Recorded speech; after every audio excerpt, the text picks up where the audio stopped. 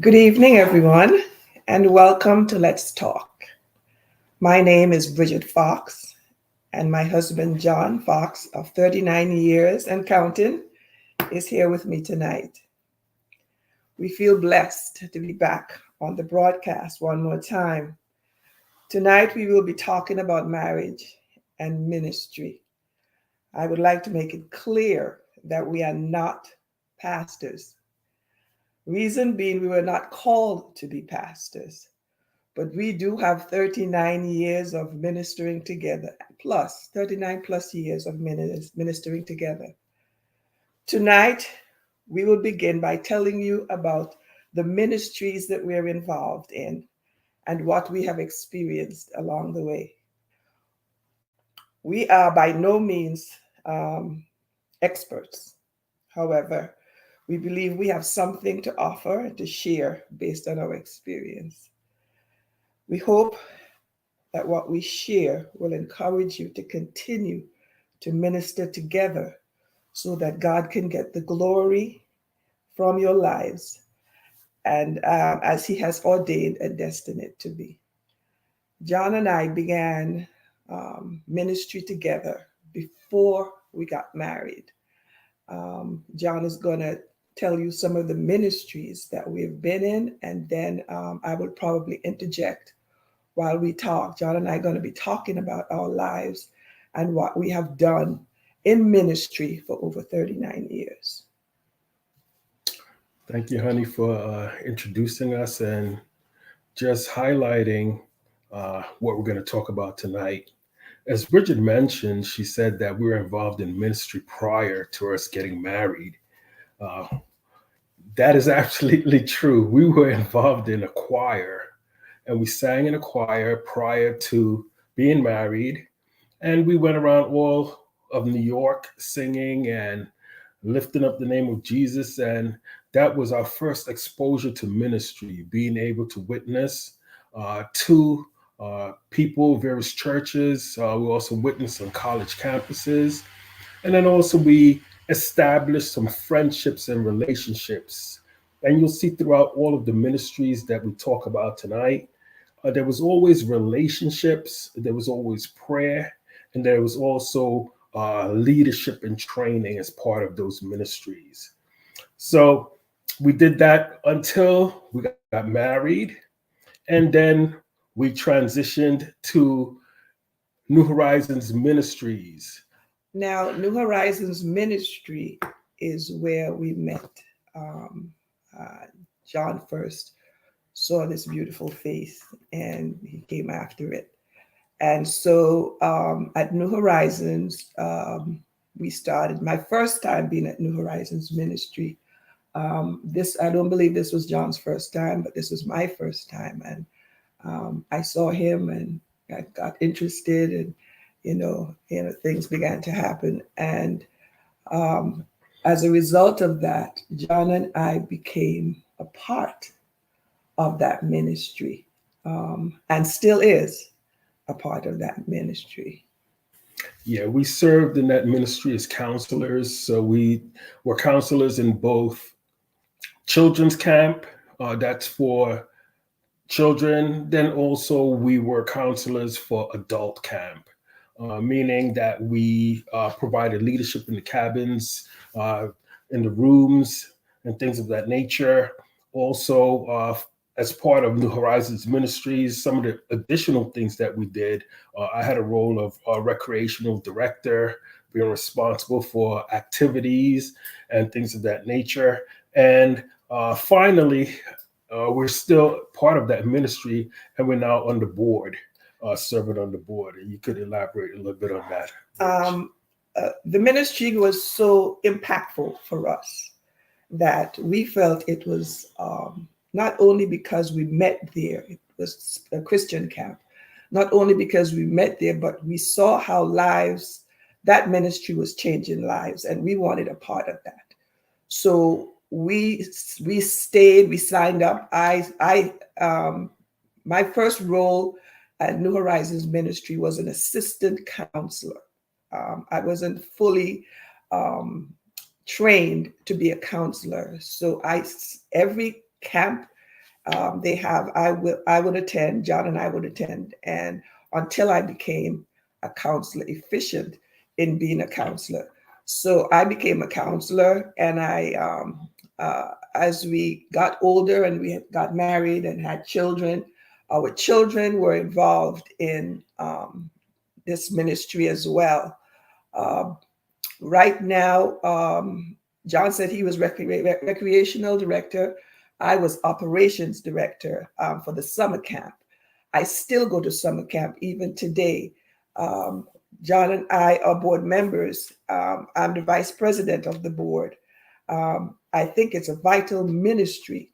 One of the things I wanted to point out, and maybe John will point it out a little later, being in ministry with John, we have never uh, had, I can't remember ever having a disagreement or any negative words while ministering with him.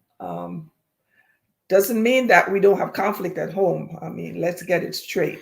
Um, we do our do. We do our do. But for ministry, when we are ministering to others, um, we don't fight. We don't disagree.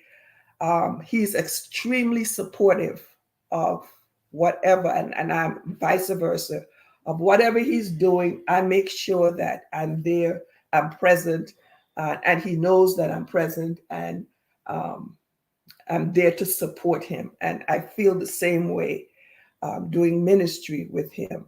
So I want to get that out of the way before I forget. Um, Okay, one of the stories that resonate with me concerning New Horizons Ministries is uh, one of the campers. He was actually a troublemaker. I mean, he was a major troublemaker, practical joker, made camp difficult. However, as he grew up, he came back as one of the ministers for camp. So and he said that I had an impact in his life. So you find that ministry, you don't know what impact you have. But again, as you project and display the love of Christ, you teach, you love, you encourage, you find that the ones that tend to give you the hardest time, in the long run, they come full circle. Mm-hmm. And the Bible talks about training up a child in the way they should go, and when they're old, they will not depart from it. That was one example of someone that we had some impact on, and God turned him around in order for him to become a minister. He went to Dallas Theological Seminary, and he came back and he was a minister at camp. So yeah, he's one of the speakers at camp. Yeah. So that was New Horizons Ministry. And as Bridget said, we're still involved in that ministry. The next ministry I want to touch on that we're involved in is the Usher Board. You find that the Usher Board is a ministry where you meet the people and greet the people, and you greet attitudes. And it's one of the ministries that sort of was the building blocks in order for us to get heavily involved with people and people ministry. And on the usher board, you find, especially in larger churches, that some people have their paid for seats, as I call it, and you cannot direct them to a seat that's not their seat that they sat in for 40 years or whatever. And you find that as soon as you try to direct them somewhere else, their face goes up and things like that. I find that the usher board ministry was really one that sort of developed me in patience, and then also developed me in loving the people. So transitioning from the usher board ministry, Bridget was also in the usher board ministry with me. You'll see throughout the ministries that we're involved in, there's a vein that runs through it, is that in most cases we minister together. And she alluded to not having major disagreements in front of people in ministry. Thank the Lord that never happened. However, yes, we do discuss our differences when we get home concerning some things that transpired as part of ministry. The next ministry I want to touch on is women's ministry that Bridget was involved in, and she might want to talk a little bit about that. This ministry I initiated. It was called Women in the Master's Service, and it was young women that was looking for someone that they could look up to. They were little past teenage years, and I decided to put this group together as one that for training them on how to live their lives, lead. Um, I was all I seem to always be teaching people about leadership, and so we would have I would have the older women come and speak to these younger women, and we will talk about life. We had all night prayer. We fasted and prayed, and they would go out. And the idea was that they would go out now, and they would help their peers with their weaknesses, or lead them to Christ. You know, doing ministry, older women teaching younger women, and the cycle continues. So I had that ministry for about. I used to bring those young ladies home with me. We used to have all night prayer in my little apartment, and John will simply just disappear. He would just disappear. He would prepare whatever needed to be prepared prior to, and he would disappear. And we would sing and pray and read all night. And so that was a part of their development. Today, they still remember the impact that that ministry had on them. Our next ministry that we want to talk about is our youth ministry. We were very much involved in our youth ministry, and because we had children now, the children did not go anywhere without us. We were very present parents. We especially when they were younger. We participated in the youth. John did so much more than I did, but we were also part of the youth ministry. Every Friday night, we would go when they have retreats. We were there counseling, doing whatever we can to make that ministry a success. We did also community outreach. We had a gym where the community would come in every week on a Monday night, and our entire family, we would take them down there. They were brought up in gym ministry, and what happened in the middle of the night, remember that these people that were in the gym were from the community, so many of them were not saved. And every week, one of us would take a turn and bring the word, and pray and bring the word. We would stop the basketball, we stop all activities, and we would bring the word. And John and I used to do that, and we used to bring our children along. Yeah, children used to come and do their homework and things like that, so they didn't fall behind on school. And then also they were able to see us in operation. So this way they would love the word. You find that your biggest ministry is your ministry at home. Mm-hmm. And you find that if you don't have that love for your spouse, if you're not, like the words say, walking together and agreeing, you find that there will be discord, because ministry is not really easy. Ministry has some challenges, has some difficulties, and I'll talk a little bit about those after we go through the list of the additional ministries that we served in. But you find that when it is good at home, you find that ministering, you can then focus on the task at hand, the goal, the objective, being able to be a witness to someone who doesn't know anything about Jesus. You find that you need to share the Bible, and sometimes you use words, right? But again, in most cases, people look at your life and look at how you operate. And you find that most of our ministries you see in the ladder ministering, it was leaders training leaders. And you find that that was the main thing and the focus. When I took inventory of all the various ministries we're in, you find that our goal was to train leaders. As Bridget alluded to in the beginning, we're not pastors. That's not our calling. Our calling is to teach. Our calling is to lead and to train.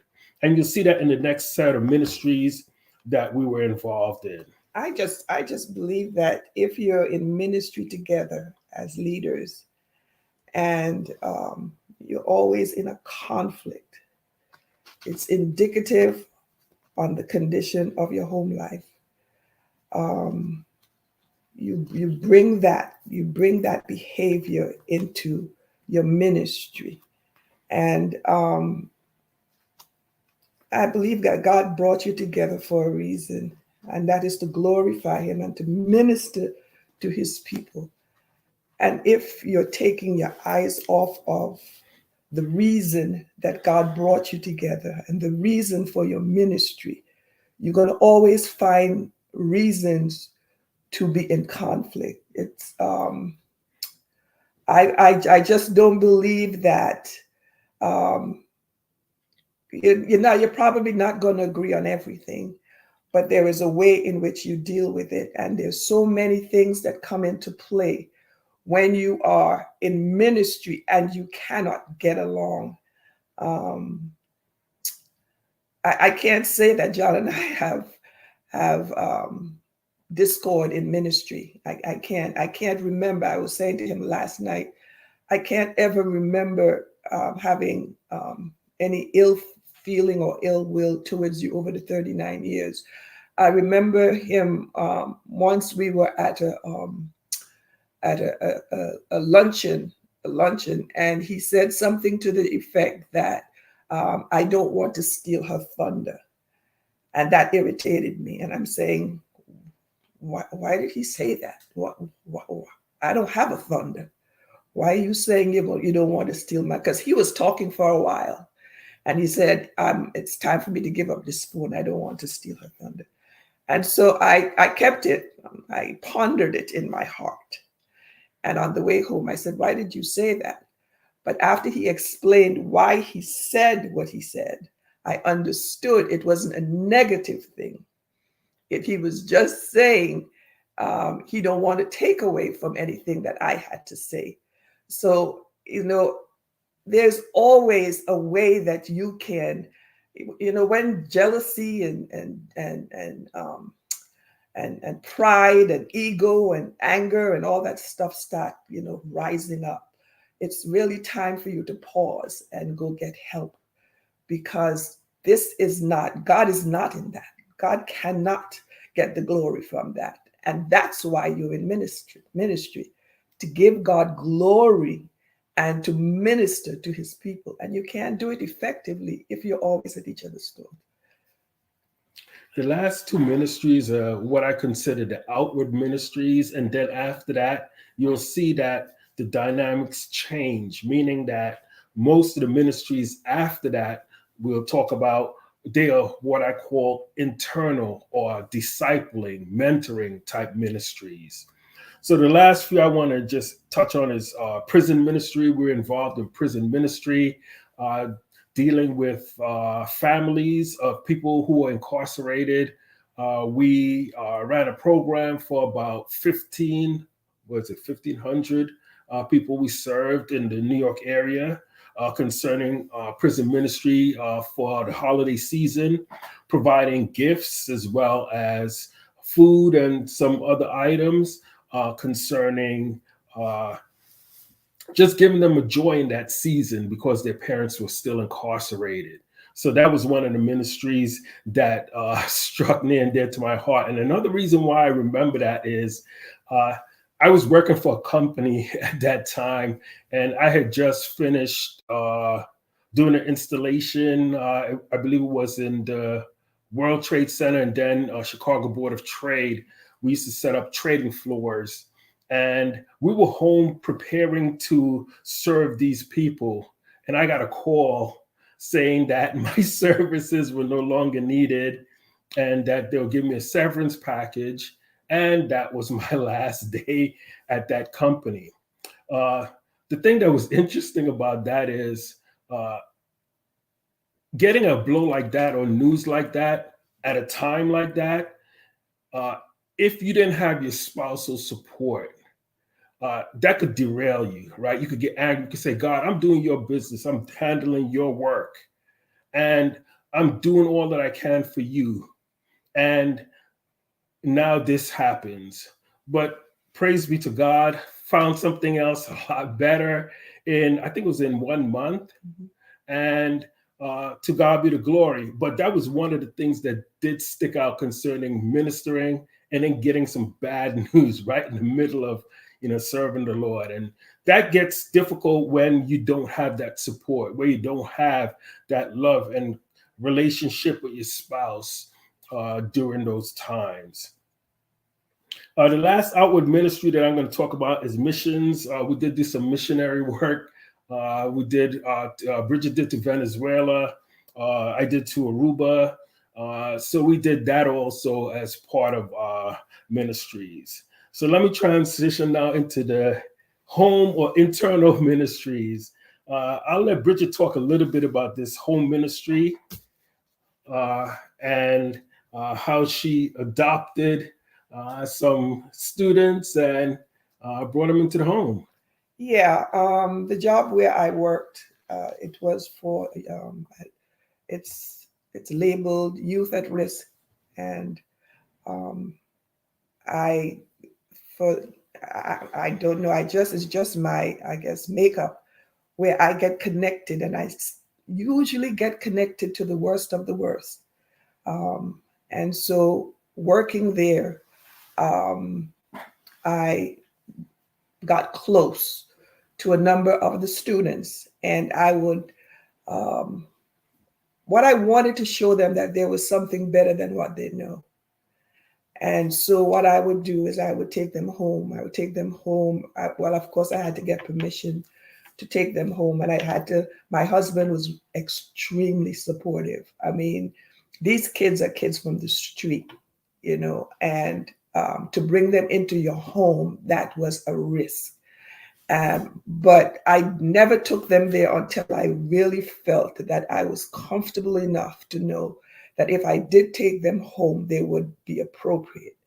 So I would take them home, and they got to know my children, my husband. They would come for whenever they were allowed to come, they would come. They have dinner.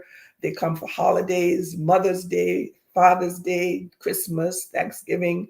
They were at my table. I mothered them because most of them didn't have mothers in their lives. This is one particular young lady. They were getting ready to send her off to a more secure facility because she started fire on the campus. And I asked them, please give me an opportunity to just take over, just counsel her, just allow me to pour into her. Well, I can tell you today, that young lady, she is a prophet in the Florida area. My husband was so supportive that she asked him to give her away when she was getting married. Your work, where you work, is also a ministry. You don't have to work with kids. Whoever you are around, you can share the love of God. It doesn't matter where you are. You can minister there. And I'm telling you, the last one, there was 5 of them. And the last one, I brought the last one home because everybody used to call me mom. Last one I brought home, Tatiana said, my daughter said to me, Mom, no more. You have enough children. And I said, okay, my darling, I'm not bringing home any more children. And it didn't mean that I didn't have any more. but I just wasn't bringing them home. So just want to share that your ministry can be in any field, anywhere, anytime, at the supermarket, anywhere.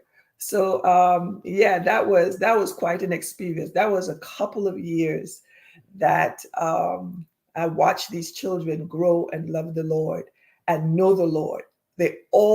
I brought all of them to the saving knowledge of who Christ is. So that was another ministry that we had. Yeah, and I call that home ministry, and your home is your first ministry ground. And you find that, yes, there can be a battleground, and yes, there could be disagreements. Yes, there could be challenges, but that is your first ministry. If you don't have your home in order, chances are you'll have some challenges when you're dealing with ministry outside, because the enemy will attack the weakest link, right? So he would attack what he can in order to bring you down. So we finished with what I call external ministries. Now let's transition and pivot into some of the more internal ministries. Married couples ministry. You want to talk a little bit about that? That is like kind of a sweet spot for us. John and I were co-directors of the family couples ministry at Bethel for over 25 years. And it was one of the most loved ministries in our church. Sometimes we had over 100 couples at any one event. Our ministry was preventative. We taught. John will teach. We would train. We had a board of about 10 couples total, including ourselves. And we planned for the year as to exactly how we're going to move forward.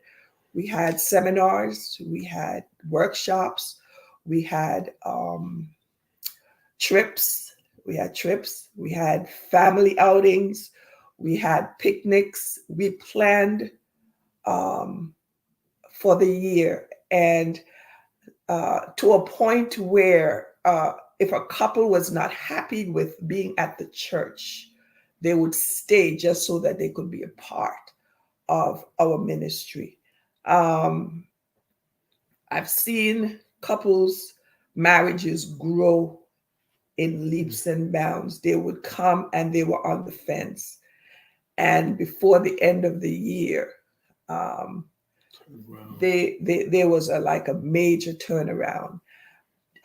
Even though John and I were co-directors, it was not just us doing it. The board that we had in place.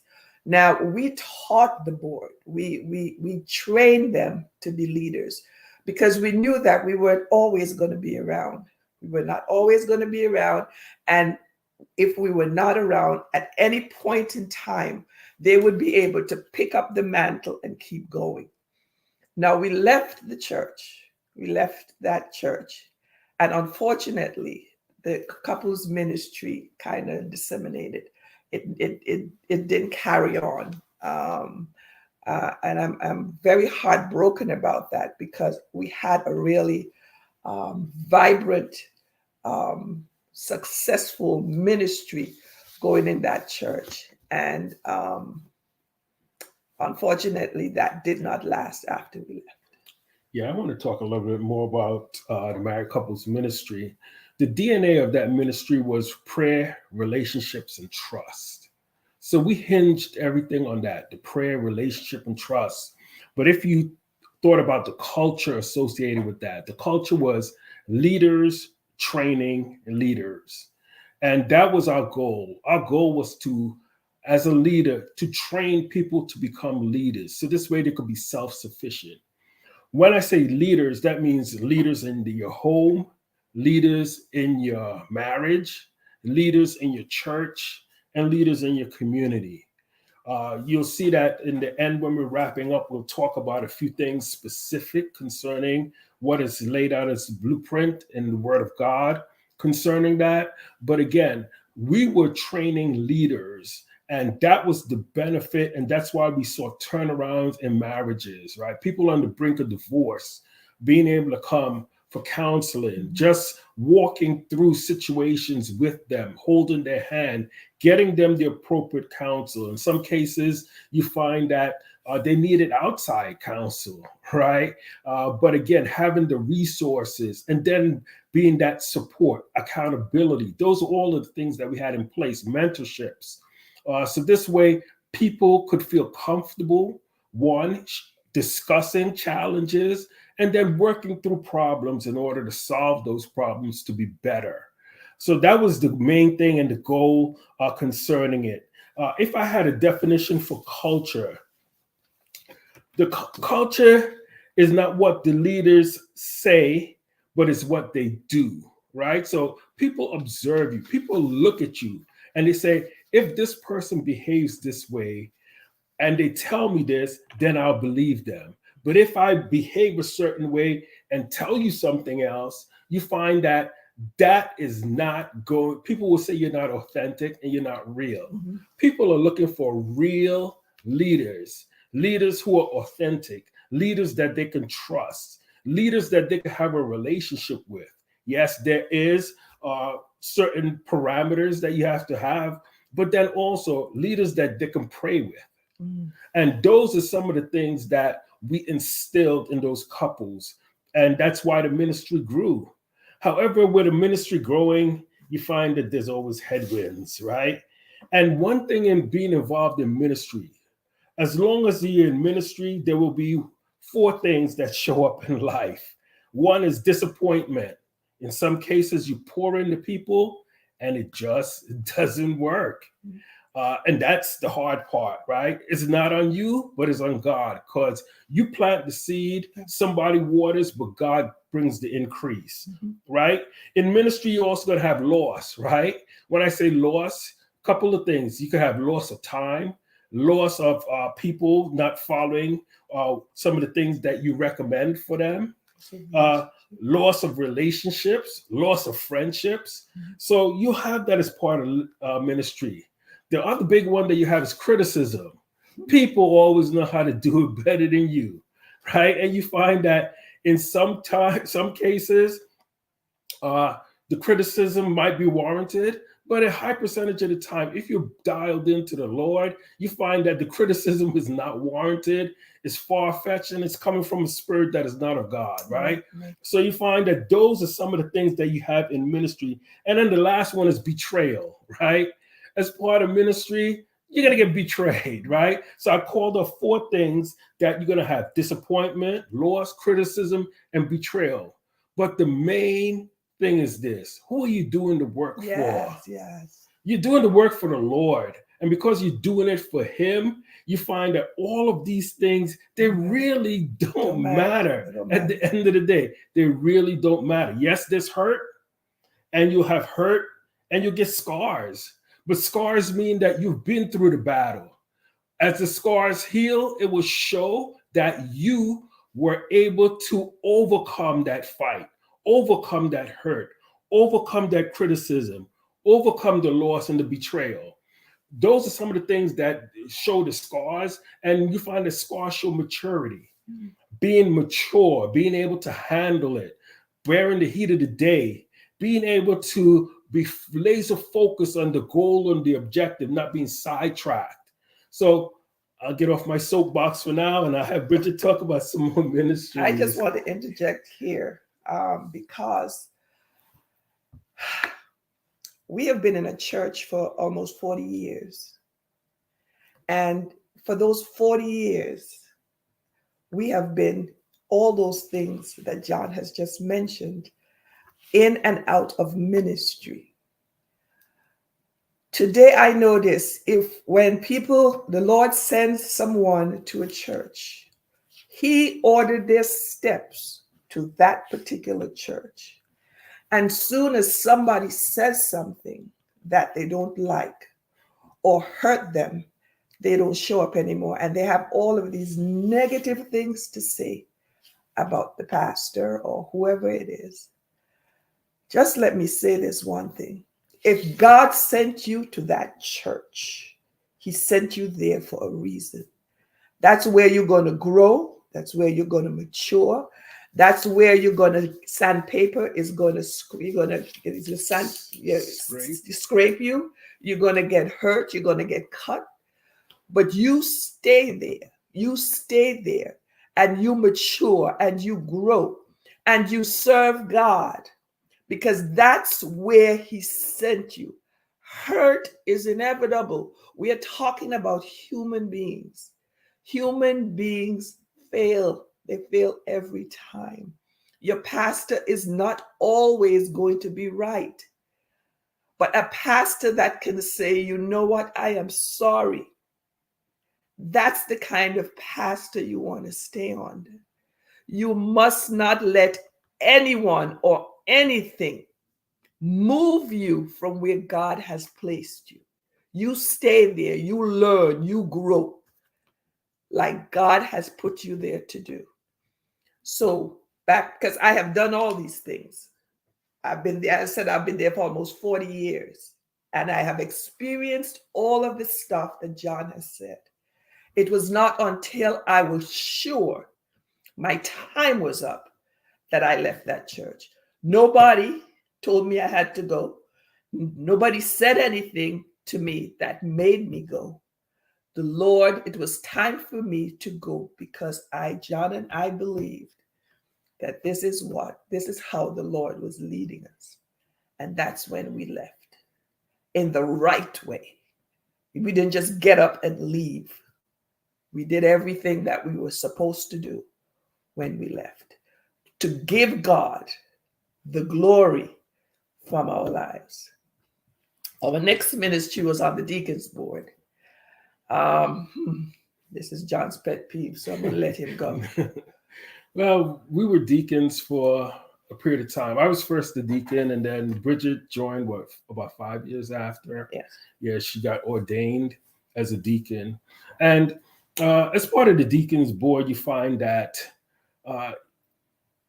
that ministry is unique in that you are, first of all, helping in the church, and then also you're helping in people's personal lives.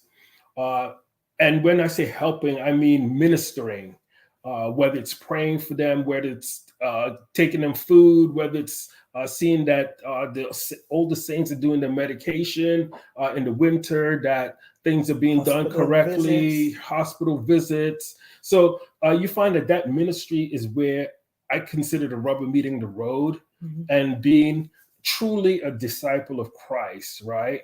And you find that in that ministry, even though there were things that you did for the membership, you also had to do things for the deacons. So we would have trainings, we'd have seminars and things of that nature. But that was one of the ministries that I was involved in for a large number of years. It's a ministry that is still near and dear to my heart. It's a ministry that you find that when things come up short, they really hurt. And in some cases, we had what they call a benevolent fund and things like that. And we had to make decisions concerning helping people, concerning challenging time and difficulties. And the sad part is people, even in the church, they try to run game on you, right? Meaning that they would concoct all sorts of things, and you had to discern with the Spirit of God how to sort of help them in situations, right? And you find that in most cases, when you help people in personal situations, if you dig below the surface, it was mainly a spiritual issue that they were dealing with, right?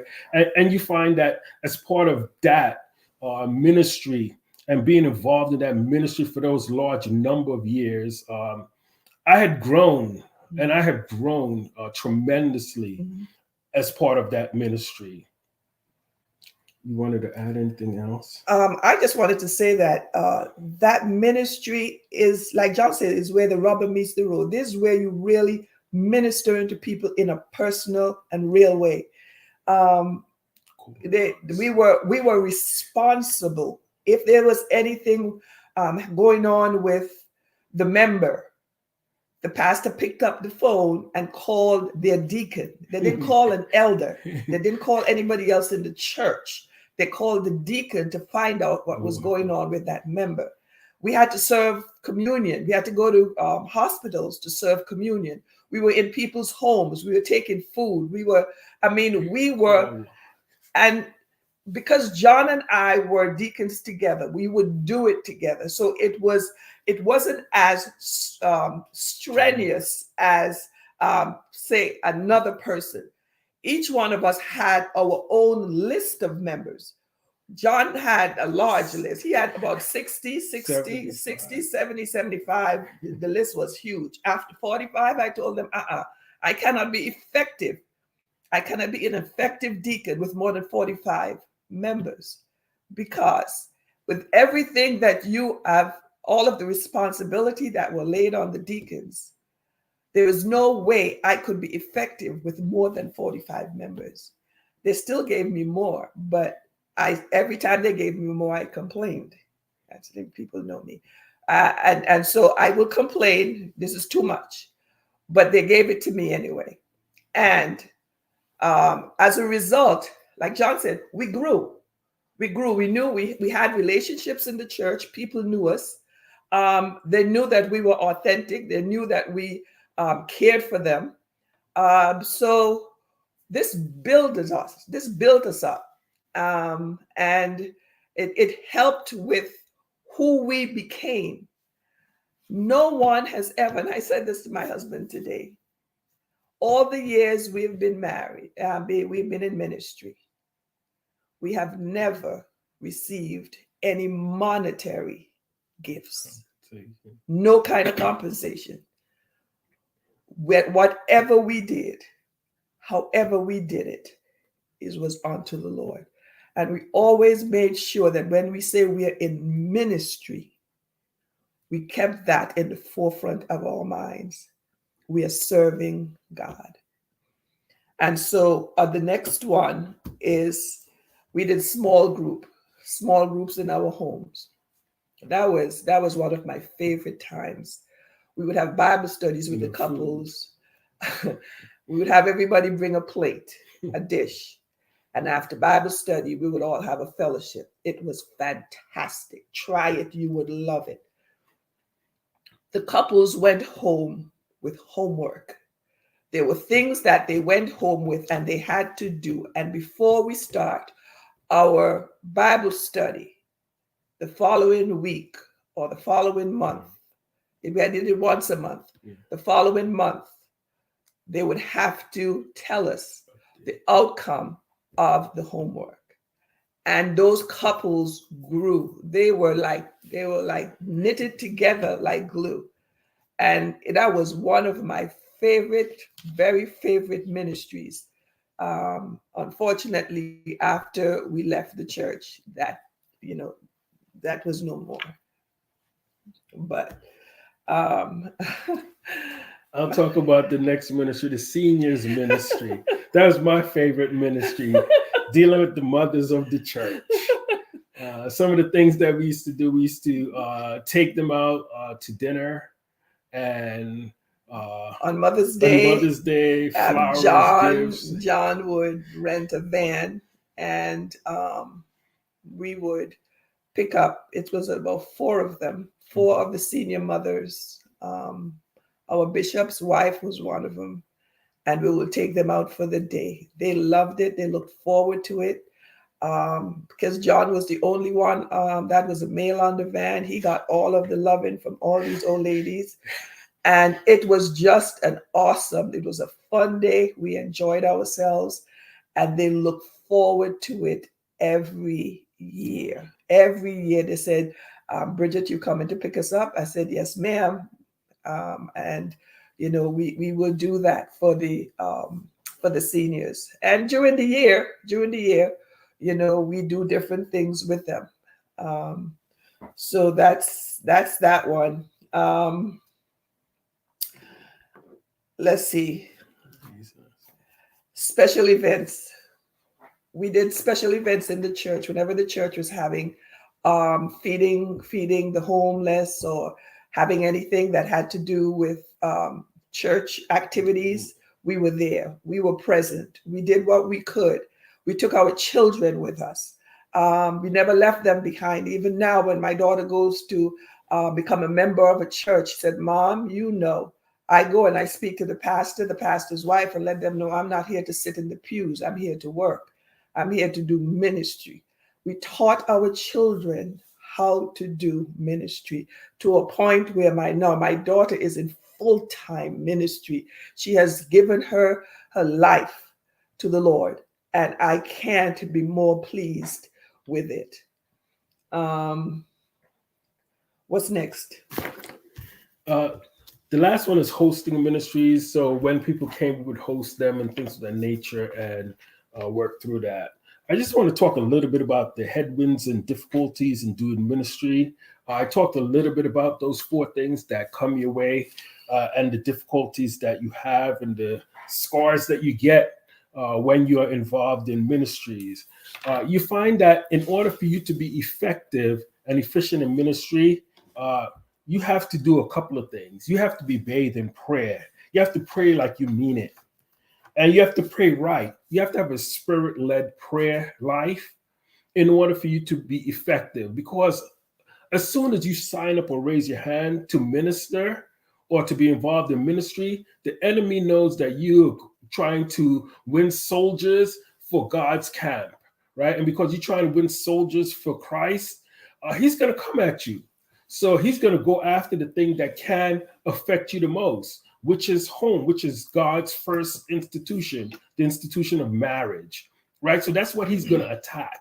So that's why you have to make sure that your marriage and your home life is intact in order to make sure that the enemy cannot find an opening, cannot find a weakness, cannot find anything that he could insert into your marriage to cause discord, to make you ineffective as you minister. You have to also pray until something happens. You might say, well, yeah, sometimes I pray, but did something happen? Yes, you want to pray until either you change or the situation change, right? You find that sometimes when you change the way you look at things, the way things look would change. And you find that you need to focus on what is the goal? What is the objective? What are you doing? Who are you working for? And that's the main thing. Once you determine and you understand who you're working for, which is the Lord Jesus Christ, you find that all the things that the enemy throw your way will work together for good. And that's the beauty of Scripture. It says, and we know that all things work together for good. And you find that some of the ministries, especially the internal ministries, we always started with prayer. We worked on developing relationships, and then we fostered trust. Trust is a key and an integral part in order for you to minister. When you trust the people that you're working with, right? In Proverbs, we talk about in a multitude of counsel, there's safety. You find that when you work with a board and you trust those people on the board, your life is easy. You could sleep with both eyes closed at night. If you're working with people that you can't trust, you got to sleep with one eye open, right? And you want to make sure that the people that you're pouring into, the people that you break bread with, the people that you fellowship with, the people that you establish those relationships with are people that you can trust, people that got your back, that when you're not in the room, they would, and somebody jumps off and starts talking about you, they can say, that's not John, that's not Bridget. They do not operate like that. They have character and integrity. If they say something, they will do it. So those are the type of folks you want to surround yourself with, especially when you're doing ministry, because you find that ministry is hard. Mm-hmm. The culture that we had concerning ministry was leadership, training leaders. And you find that when you look at a person, God put places in your heart for you to mentor and minister to that person in order for them to have God's potential exhibited in their life in a church. You find that there's going to be some hiccups, there'll be some difficulties. And you find that, yes, you're going to have those difficult conversations in order to make sure that at the end of the day, we're both saying the same thing. And we're all saying the things to glorify God. So those are some of the things that I wanted to highlight concerning ministering and things of that nature. So you say, where do you get all this information concerning being a good leader? You find that that's laid out in Titus 1:6-9, and it talks about the blueprint of what you need to be if you're going to be a leader in good standing and be involved in ministry in good standing. You got to be faithful to your wife, right? Your children or your home needs to be in order. You find that you have to be able to be blameless, right? Again, when people betray you, when people talk about you, if you're blameless, they have nothing to hang their hat on. You can't be overbearing, meaning that you have to cultivate people. You can't be micromanaging and dictating everything. You can't be quick-tempered. And then also talks about liquor, right? You can't be given to drunkenness. You can't be violent. You can't be pursuing dishonest gain. We talked a little bit about being involved in ministry and not getting compensated for it. I thank the Lord that that could be a testimony that we're not compensated because we did it all unto the Lord. The person must be hospitable. We talked about the ministries that we open up our home, bringing people in and being able to work with people. The leader needs to be a person that loves good. I could stop there a minute. They say, he who finds a wife finds a good thing and obtains favor from the Lord. Now, you my good. That's right. Okay, two goods. Okay, back on track. They need to have self-control. They must be holy and disciplined. They must be trustworthy. So those are some of the things that the Bible talks about as the blueprint for elders. Talk about pastors. And then also you find that as a leader in ministry, you are taking on those gifts, those talents, those characteristics in order for you to be authentic, being real, and being able to serve God's people. And again, you find that all of those characteristics that I just listed concerning ministry, those same characteristics need to be in the home. You need to be in love with one wife, and you need to be authentic. You need to be genuine. You need to be all of these characteristics in your home. You find that if you are doing it in your home, then you could do it in God's church. So those are just some of the things that we wanted to share tonight concerning ministry and how we have done it for multiple years. As Bridget said, we're no experts at this. We're still learning. However, God has used us mightily over the years.